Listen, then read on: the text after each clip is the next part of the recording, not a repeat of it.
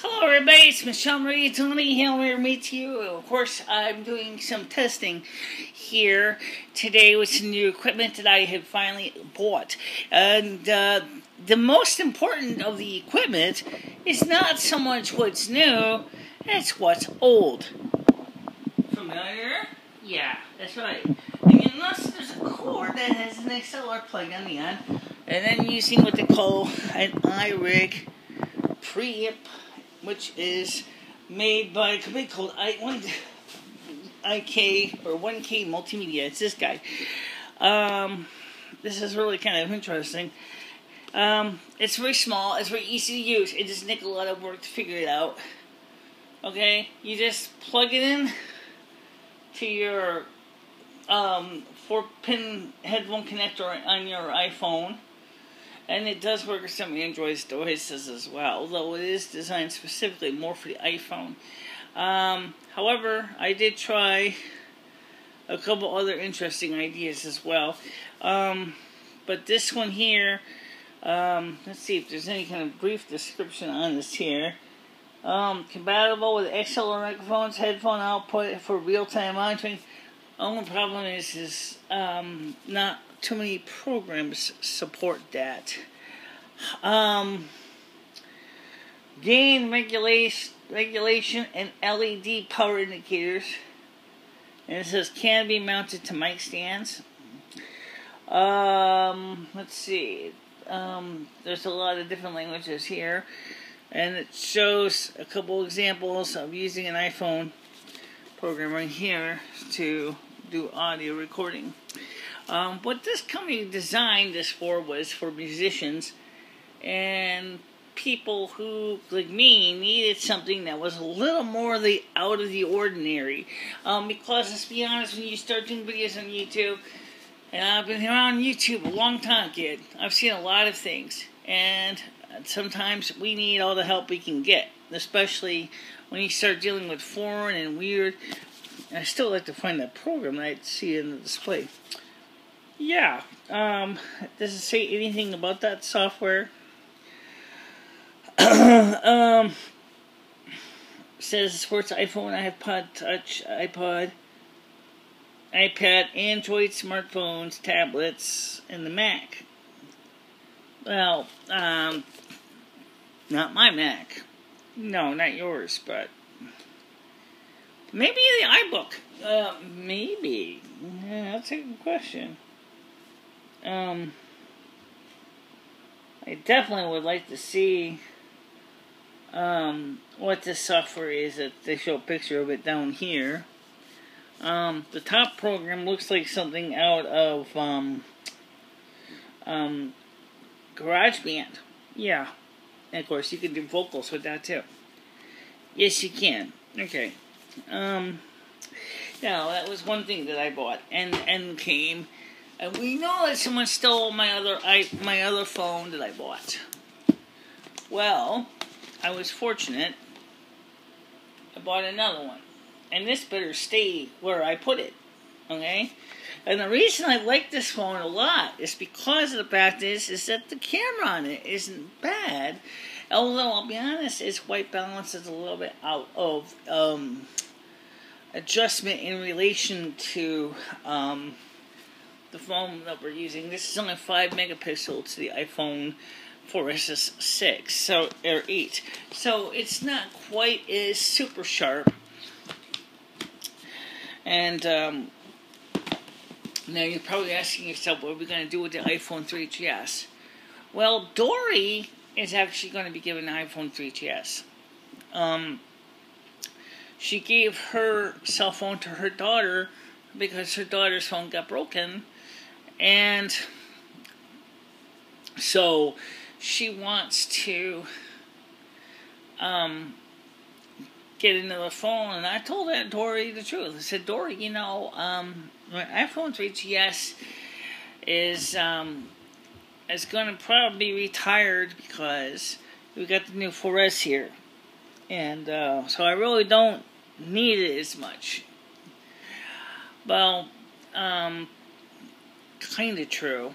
I say kind of because I discovered that there was some things about the iPhone 4S under iOS 8.3, which I'm using right now. First of all, is I don't like the icons. I don't like the minimalist interface.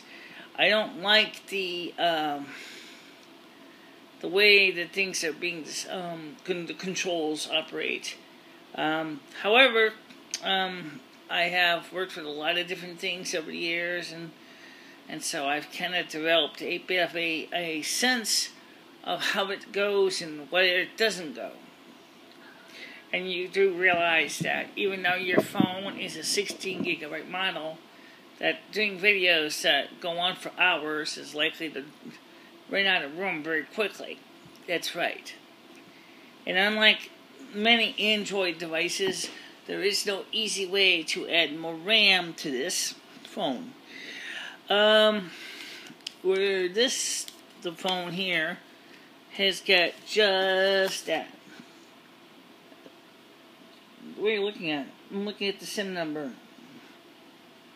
Oh. 7008F. Yeah, that's fine. That's the... You know what I'm looking for? What's that? When I got the SIM kits for the different things, there was some kind of confusion about how everything was going to work with the Alcatel devices and also with the T-Mobile hotspot, which I did set up. And that is a real screamer. I had I saw upload rates of 8 megabits per second and download rates of 20 megabits per second. Wow, that's great, because that means that you could actually down to something great. But we only set it up for the $20 plan though, which means that after the 1 gigabyte of ultra high speed is used up, you go to 128 kilobits per second up and 128 kilobits per second down. How fast is this 4S down? Down? Yeah. It's about 3 megabits per second down and 22 kilobits per second up. Oh. So in other words, you got a faster upload speed at 128 kilobits per second, but you got a slower download speed of 128 kilobits per second. Yeah. Is that good? Mr. Cat. Oh, I suppose it's not bad. Yeah. By the way, we're going to be testing this gear out at the Soup Kitchen next week. The Soup Kitchen's not open tomorrow, because tomorrow is the first Saturday of August, and the porch they're still working on it. I'm glad to see that. Yeah, so am I. So, I mean, that's a big step for me to see that the porch is getting finished. Yeah. But there must be something about this iPhone you like that the other phone doesn't have. Besides Siri. It's got a better camera, for one thing.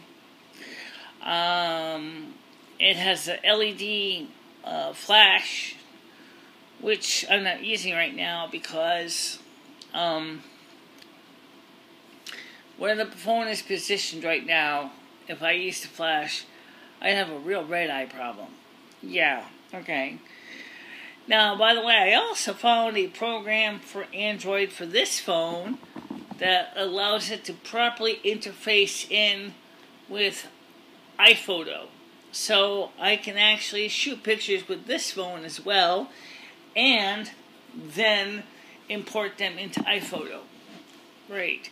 But speaking of photo,